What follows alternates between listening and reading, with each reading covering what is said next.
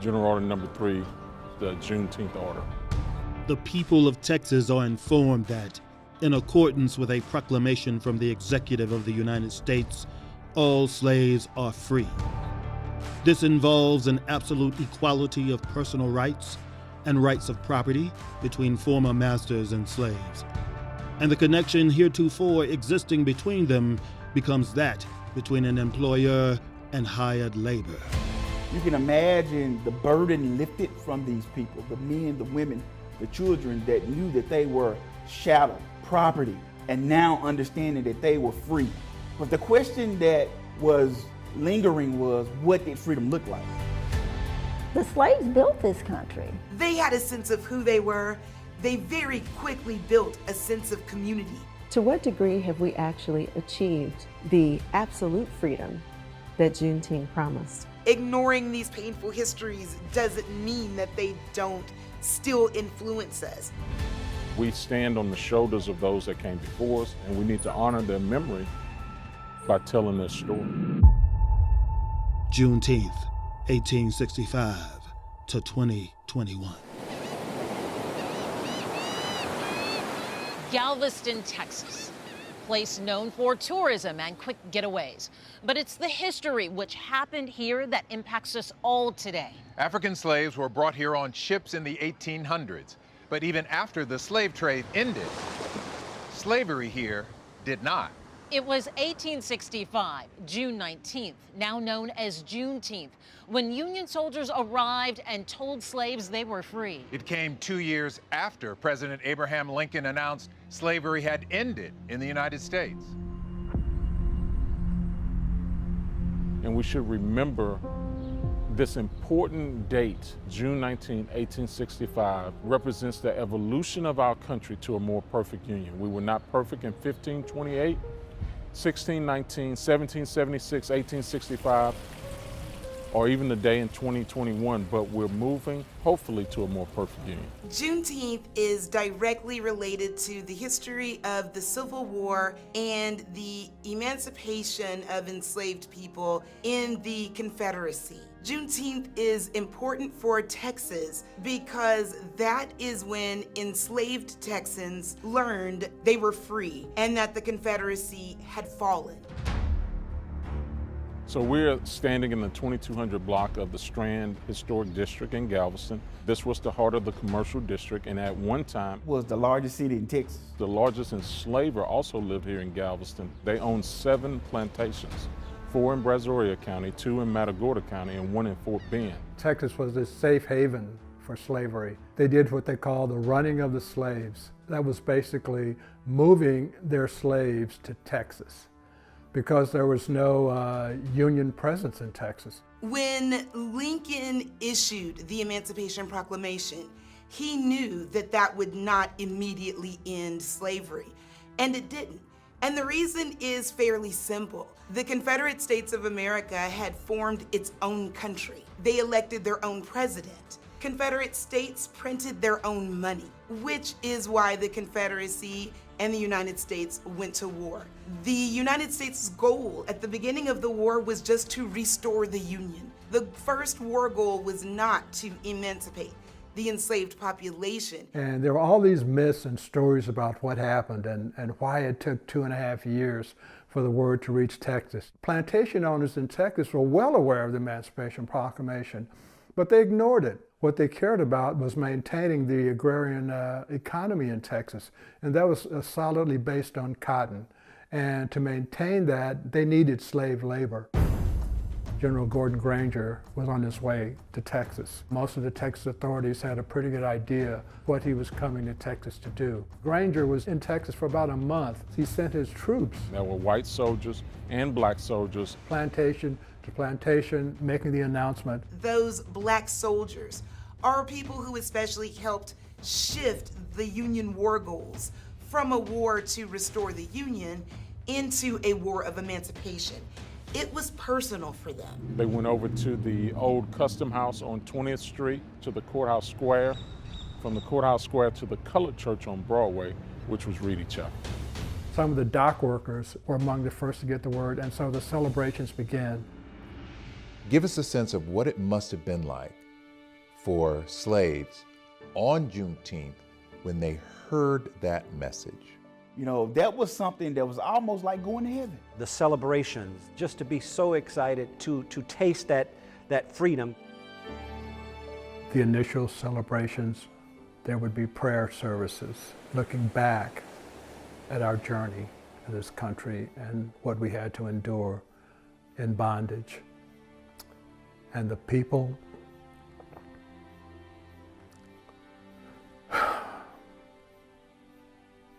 the people who never lived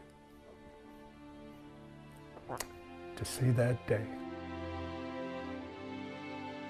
I think it's inescapable not to remember those people. Transatlantic voyage, the Middle Passage, people jumping off ships to avoid the treatment that they would have to endure.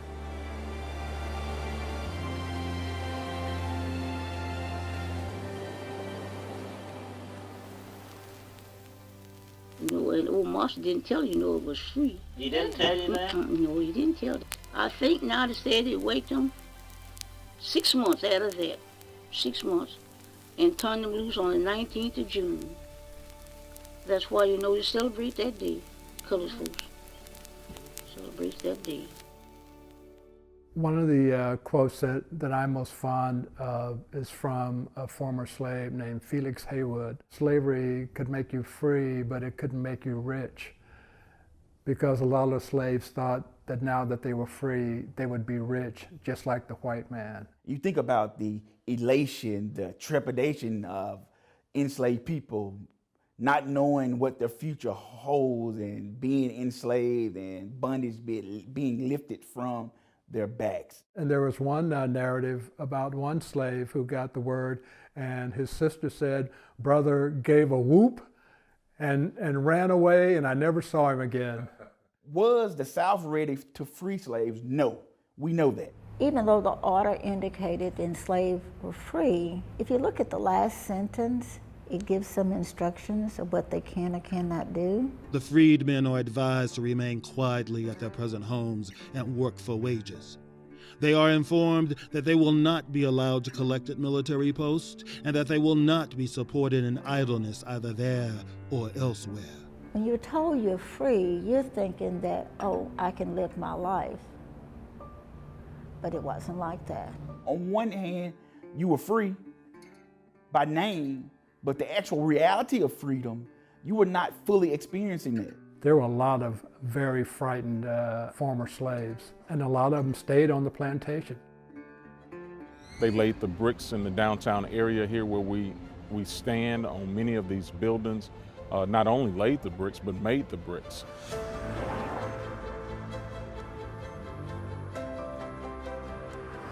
Just off Galveston's bustling Broadway Street is Ashton Villa, built in 1859 by James Monroe Brown, a loyalist to the Confederacy, dubbed an honorary colonel.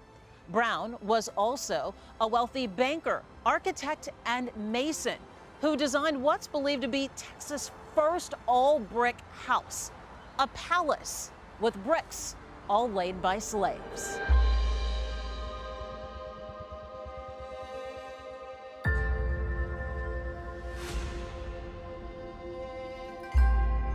Anywhere you read, they will tell you that, slaves did all the work for this. They had to follow what the contractor was either telling them or showing them in order to do it. And look at this place. It's beautiful. All of the intricacies and the detail that still stand today. It's amazing. 1859, one of the few buildings that withstood the 1900 storm.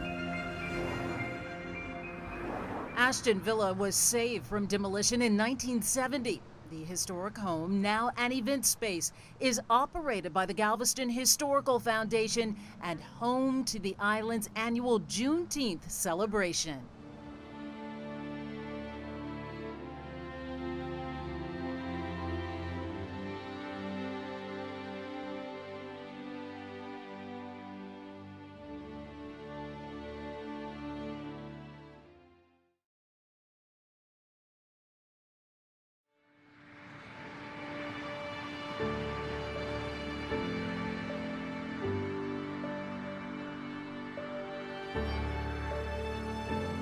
They could leave the farm, they could leave the plantation, and they did, because so many emancipated people no longer wanted to work in agriculture because it reminded them of enslavement. For many people, the draw was labor, the opportunity to earn wages. Working to pay off debt.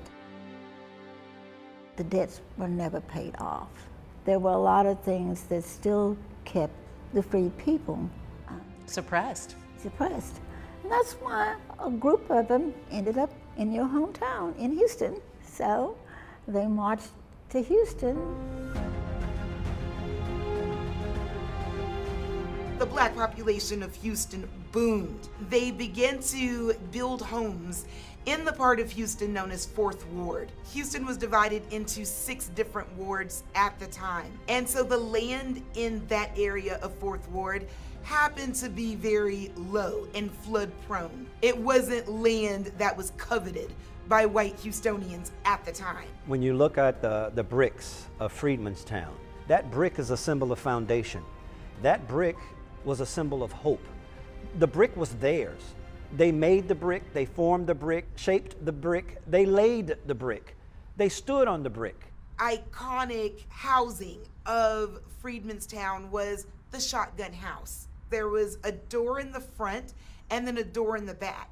And people would joke that if you shot a gun, the bullet would travel all the way through without hitting anything. The legendary Jack Yates, this is the land where he lived, and right next door to him was his son, the printer Rutherford B.H. Yates. The first time I walked along these bricks, I was very emotional. This is where my people decided that they would survive. These are 8-pound bricks that were double baked. And the significance of these bricks is that it has that beautiful red color of the clay that was here. And the fact that they are still here today is a testament to their strength, a testament to their craftsmanship and their skill. No, these are original. I reside here in Freedmanstown. I was born in Freedmanstown, probably conceived in Freedmanstown. And this is a home that has been passed down through our family.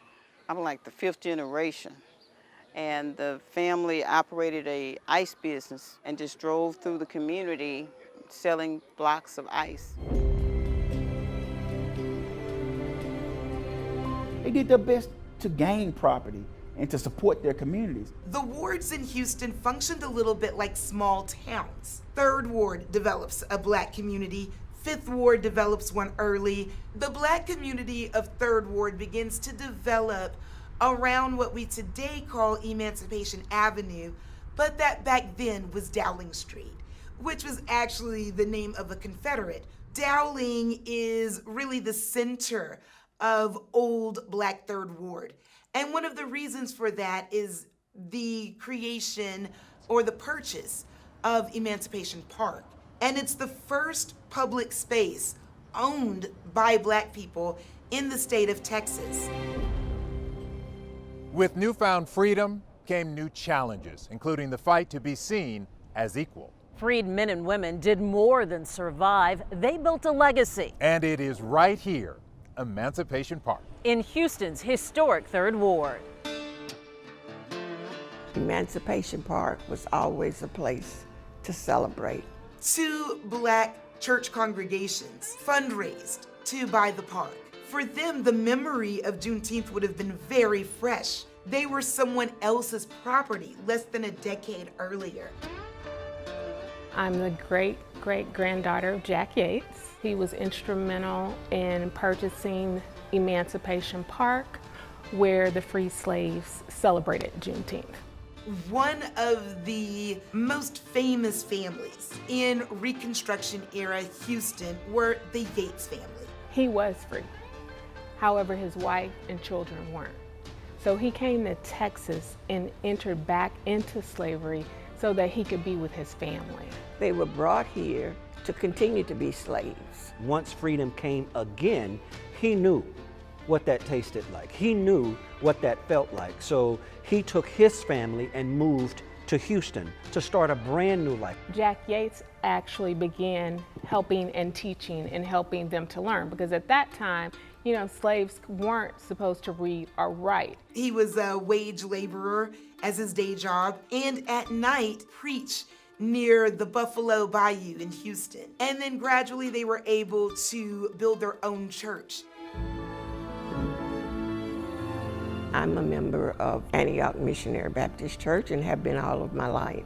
That was the first church that he started, but there were many other churches that he started, including Bethel in Houston. It is that spirit, it is that zeal, it is that determination that he and others poured into the foundations when they built this church. So when you talk about World War I, our soldiers went off to fight. When they came home, Antioch was able to train and cross-train ex-veterans in masonry work, in carpentry work, and really help these ex-soldiers to find jobs and to provide homes for their families, education for their children. It was these very women from this very church who taught other women how to vote. So many great people have been here and have been inspiring and galvanizing the community. When I was growing up in Houston, I knew the name Yates because it was the name of a high school, Jack Yates High School in 3rd Ward, the first black school in Houston. For a while had just been called Houston Colored High School. As the black community spreads and grows in other parts of the city, you need more schools. So when a second high school is established in Houston in 3rd Ward, it's named after Jack Yates.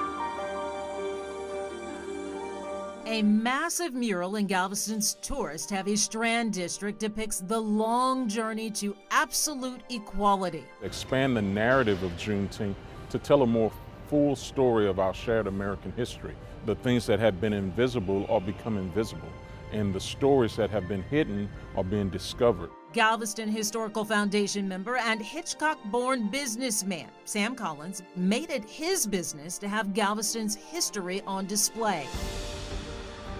I met with him at the mural, an art installation that Sam wanted to use to paint a better picture of Juneteenth, giving it depth and dating it back to centuries before the emancipation of slaves. Artist and activist Reginald Adams brought the vision to life with detailed vignettes featuring historic figures. And then he moves through the Middle Passage, the enslaved Africans being sold by other Africans. Harriet Tubman is an iconic female image on the mural. Then you have Abraham Lincoln, Emancipation Proclamation. The soldiers have a very prominent place within this mural. There are more soldiers than anyone else here on the mural, it seems like. The United States Colored Troops represent 75% of the Union forces that came into Texas. Nowhere in the history books when I was in elementary, junior high, high school, or even college, did anybody teach me that colored troops helped bring the message of freedom here. Just beyond the mural and at the end of the same lot, side of the old Osterman building and where General Granger signed the orders and dispersed the troops to post them, is the Juneteenth historical marker from the Texas Historical Commission. And I thought, how can that be? One of the most historic events in American history didn't have a subject marker. Sam Collins spent 2 years fundraising and organizing efforts to secure one. One of the things that I've worked to do is not to take away from what has already been told, but to add to it. This corner has now been transformed into an outdoor classroom. We're going to use technology to teach this history through augmented reality. Point their smartphone at the mural using the Uncover Everything app, and videos will pop up to expand the story so that they can learn more. My girl Harriet and showing all the things that black people have been going through and to be able to get the shackles off. It all came together to create this beautiful mosaic of historian, artists, technology, visitors, tourists, people. All of that creates a beautiful picture of the expansion of knowledge information, the history, and a lot of times they don't talk about that in the history class.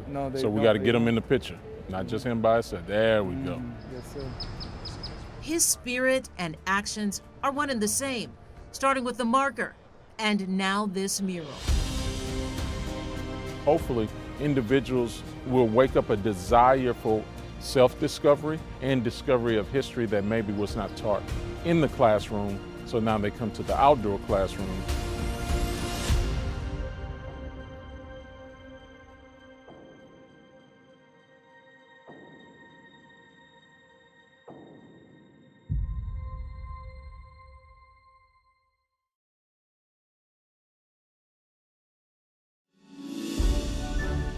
Some of the early Juneteenth celebrations were marked by pageantry, flowers, and people riding in these very elaborate coach setups. Regional and local Black newspapers celebrating the day. You'll see announcements about picnics that are related to the holiday. A lot of people for those celebrations dressed up in their Sunday best.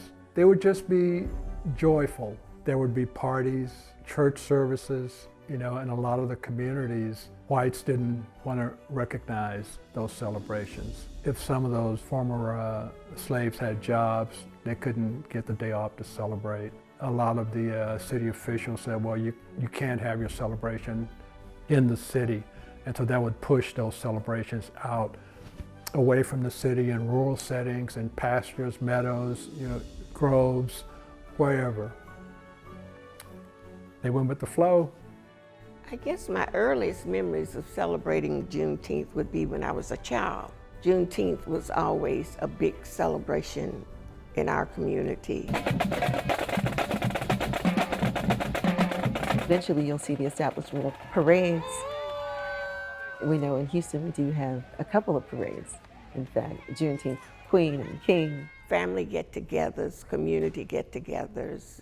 You would have barbecue, watermelon, ribs and hot sausage, red soda pop. Those were the staples. You had to have all of that on Juneteenth. You must have that barbecue.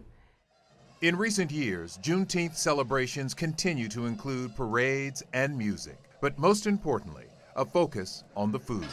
And one restaurant that continues to provide Juneteenth meals, even amidst the pandemic, is Lucille's. Feeding all the people they can, this fine dining Houston establishment, home to a culinary artist carrying on the family's legacy of African-American excellence in gastronomy. Beautiful. This Museum District restaurant is Lucille's. It is where the past meets the present on a plate. Restaurant itself is named after owner and executive chef Chris Williams' great-grandmother, Lucille B. Smith. Often noted as Texas's first African-American businesswoman. She created the first instant hot roll mix in the history of this country, which is a recipe that Pillsbury borrowed to create their empire. This is verified by the Chicago Tribune in 2014. She was the first national African-American food editor for Sepia magazine, which is now Ebony magazine. Her client list included everybody from LBJ to the Roosevelts, Martin Luther King, to Muhammad Ali, to Joe Louis, and all points in between. Chef Williams continues the family legacy, having hosted President Biden. But it is not just the powerful for whom he hosts or prepares food for. So we provide service to all the historically Black neighborhoods, from Sunnyside to 3rd Ward to 5th Ward to Acres Home. Having founded the nonprofit Lucille's 1913, the year his great-grandmother birthed her catering business, and also the same year marking the 50th anniversary of the Emancipation Proclamation. At our peak, we were doing 1,800 meals a day. So I had a pork shoulder that I braised for about 4 hours. It allows them to play with a ton of different ingredients. This Juneteenth, he'll prepare more meals. The barbecue chicken, the beans. On top of the already 250,000 meals served. And that's what we're working on right now for the menu for today. Getting ready to feed the people of Houston. Delivering dignity and preserving history. The restaurant does pay homage to her culinary freedom and creativity as a chef. With fresh, elevated food. It's exactly what we do over today at Lucille's. It's Southern cuisine with global influences.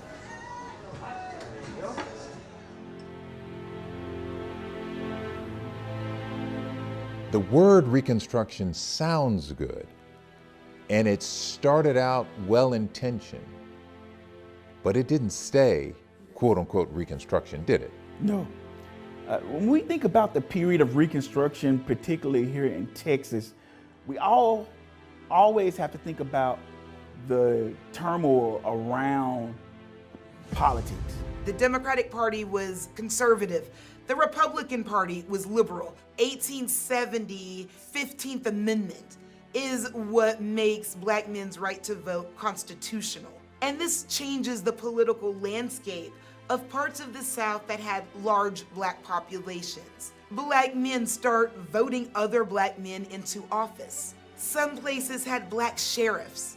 So this immediately changes the politics of the South. So the Ku Klux Klan arises as the violent wing of the Democratic Party. We're familiar with the KKK, but there were a number of white vigilante groups that existed during this time that terrorized African Americans. By the early 1900s, the Black community had already established itself with neighborhoods, businesses, and schools, but Blacks still weren't considered as equal. With segregation and Jim Crow laws, they were still being treated like second-class citizens. Segregation laws restricted every public space where Southerners could possibly make contact. When we say Jim Crow law, we're referring to legal segregation. Boston creates segregation laws in order to separate Black and white passengers on city streetcars in the 1840s. People in Boston started to refer to the Black section of streetcars as the Jim Crow section. They did that because Jim Crow referred to a popular minstrel figure. Early on, it was white performers, typically white men, who would blacken their faces using burnt cork, but Jim Crow was the most popular blackface minstrel character. So popular that many white people in the United States began to identify the name Jim Crow with Black people. Here in Houston, you really can't think about Jim Crow laws without thinking about the 24th Infantry, African American soldiers who found themselves here at Camp Logan and found themselves the victims of police brutality and Jim Crow laws and segregation. Right, you're absolutely right. In the summer of 1917, the United States enters World War I. The U.S. military was still segregated. The military was constructing a training facility called Camp Logan.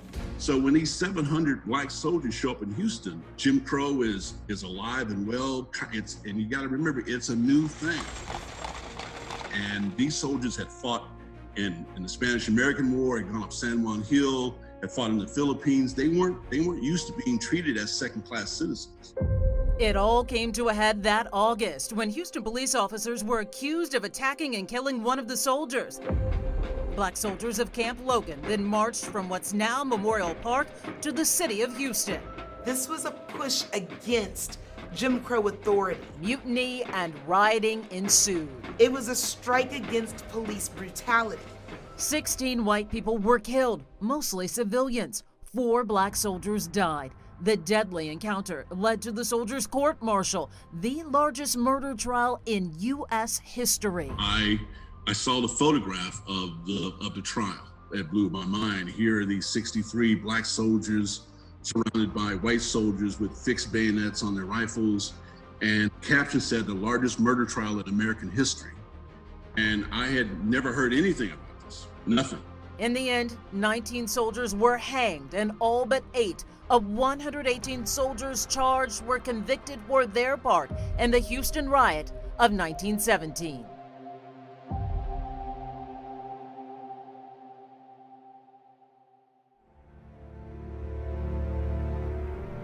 The police force of southern cities would send certain police officers to patrol Black communities. Slave patrols in many parts of the South literally become police forces whose job it is to then police newly formed Black communities. Plantations ultimately turned to prisons, with slave labor giving way to prison labor all across Texas, including Sugar Land.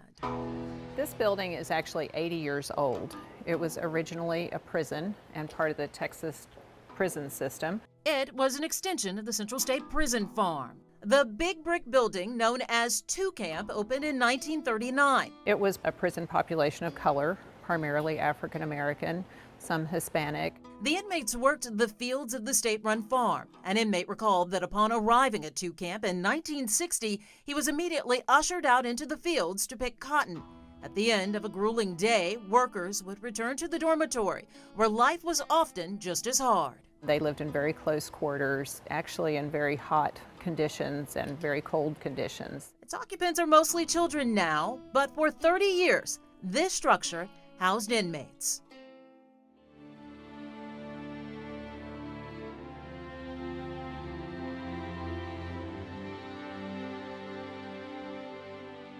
Did you know the Freedom Tree in Missouri City is where slaves at the Palmer Plantation were notified they were free? They were told they could continue working the land, but their only form of payment would be a share of their crop. The Freedom Tree is located along Misty Hollow Drive, that's between Glen Lakes and Lake Olympia Boulevards.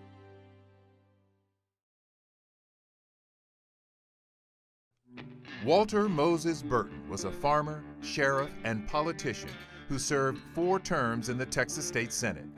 Burton was born into slavery in North Carolina and brought to Texas when he was 21. After emancipation, he bought land in Fort Bend County and was eventually elected the first black sheriff in the country.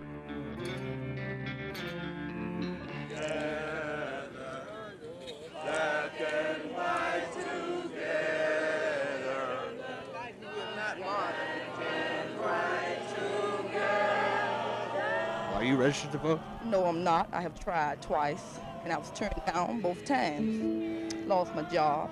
You had Jim Crow laws, you had poll taxes, and slowly you see things that are going backwards. So the first way you see a push against Black political organizing is through the Klan. Thousands of people would sometimes show up to watch a crowd of people lynch, burn, and mutilate, in some cases, Black bodies. The people who were lynched were usually people who stood up for themselves economically or politically. Self-styled, so-called militias were using violence to subdue Black voters. By the 1890s, enough violent intimidation had happened that you have white Democrats returning to power in states across the former Confederacy. T-I-S. The fact that we're still struggling with attempts to disfranchise voters shows exactly why we have to look at segregation as this multi-pronged attack on equality. Dr. Martin Luther King's second day of civil rights testing in Selma, Alabama started off smoothly enough. But when the would-be registrants and those who accompanied them arrived at the Dallas County Courthouse, it was a different story. Segregation was labeled separate but equal, but was far from it. Religious leaders like Dr. Martin Luther King Jr., Fred Shuttleworth, and Houston's Reverend Bill Lawson began to help in protest against it. The movement spreads across the South. Students at Texas Southern University especially began to boycott and then gain allies, in some cases from white students from nearby colleges. 13 of them, to be precise. On March 4th, 1960, they marched, but they went to the lunch counters at the wine gardens on Alameda, and they sat, and they sat.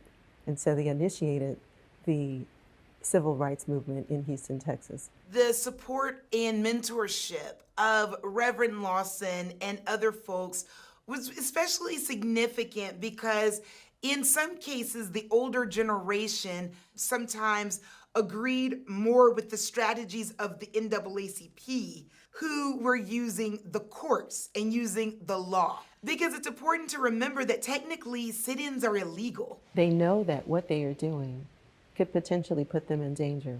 They're thinking about the injustices that their parents have faced, that their relatives face.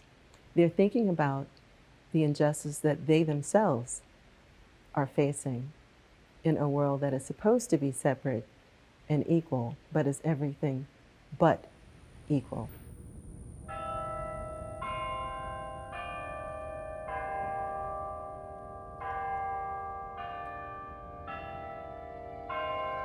Well, historically, Black colleges and universities, their history is related to the fact that our nation was not ready for people of African descent to study with white Americans.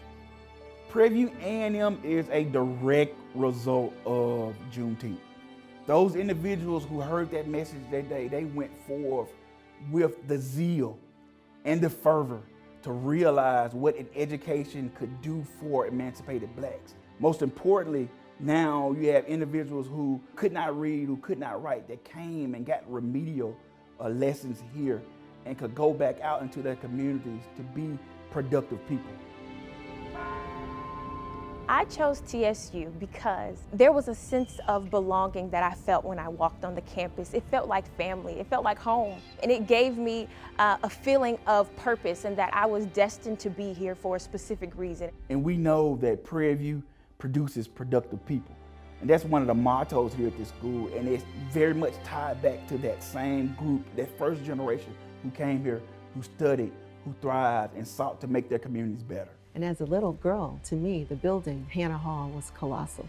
Little did I know that one day I would have the opportunity to teach at this school. This institution has been a beacon of light to people in the community.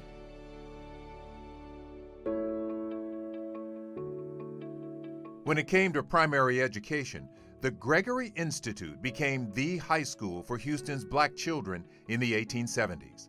At one point, it was the only high school for black students.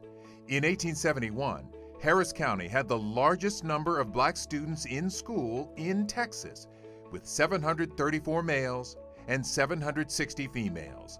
The Gregory School is now home to the African American Library. After years of fighting and debate, Betsy Ross Elementary became the first public school in Houston to integrate. The year, 1960. But even as the Houston School District began to eliminate segregation, there was pushback from white parents, as shown here in a 1970 New York Times article. You know, it's really amazing how this area, this park, has blossomed and transformed in this community. It is incredible when you think about the history of Emancipation Park. You know, there was a time when this was the only park that blacks in Houston could come to. And today we've seen people of all colors here. All colors, all races, all religions, enjoying the city, enjoying the park together. Yeah, a park for all. A park for all. What do you think your great-grandfather, who purchased this property to create Emancipation Park, would think of what is happening on this site today? I'm sure he probably never thought about, would this be continued 100 years later, 150 years later. But I think he would be extremely proud to know that the citizens of Houston, Texas have continued to celebrate the Juneteenth. Emancipation Park remains a pillar in the black community, just as it did when it opened in 1872. From playgrounds, basketball courts, a theater, and the arts, it celebrates a rich history while educating the next generation. But getting that education in schools has not been easy. I think it's just a history that some people are still so uncomfortable talking about. We always knew what Juneteenth was. The rest of the country did not.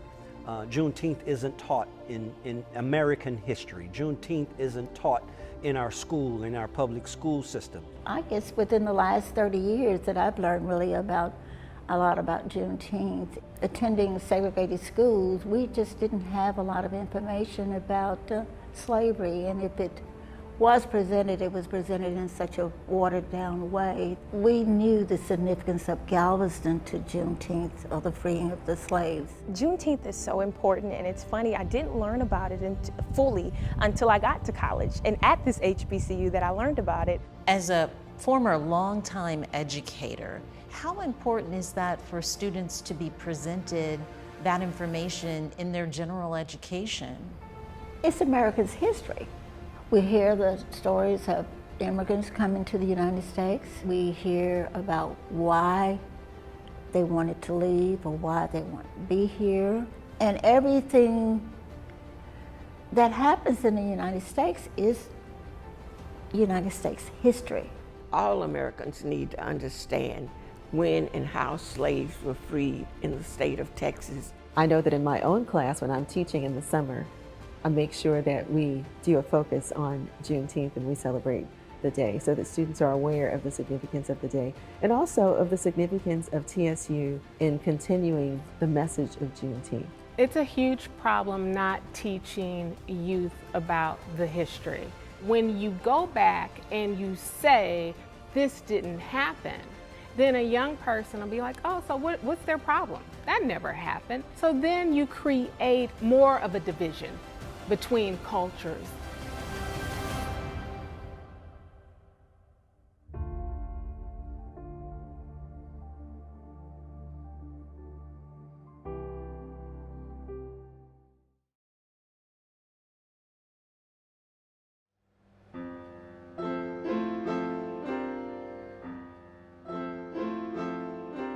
I think telling our story is very important. So if you only get one perspective all the time, you're just missing all those other shades of meaning, all those other perspectives. The catalyst for my mother writing her book, Island of Color, where Juneteenth started, is that she remembered and found a journal that her grandfather had kept. After he would say his prayers, he would write in this journal. He was writing about African American history going back to when he first came here in 1865. I think it's a treasure trove of information. Knowing one's legacy, I think, provides a sense of being grounded, a sense of belonging. It is actually foundational to our entire country because of its history of slavery. Even though things are better, but there's so much more work to do. With the George Floyd protests, probably more Americans came together of all races and groups than have come together in this country in a long time. Really, since the Civil Rights Movement, more Americans came together. The 2020 murder of Houston native George Floyd and the conviction of former Minneapolis police officer Derek Chauvin led to global protests and reignited the conversation of police reform. You saw white, you saw Asian, you saw Hispanic, along with black, screaming at the top of their voices that black lives do matter. This bill is a bill that will speak to the hearts and minds of those who have been harmed by wrong kind of policing standards, and quickly, it will end racial profiling. It will provide training for the 18,000 police departments. It will ensure that there is a standard for excessive force, no more, a duty to intervene. The House of Representatives passed the George Floyd Justice in Policing Act in June of 2020. But as of June 2021, it has not passed the Senate.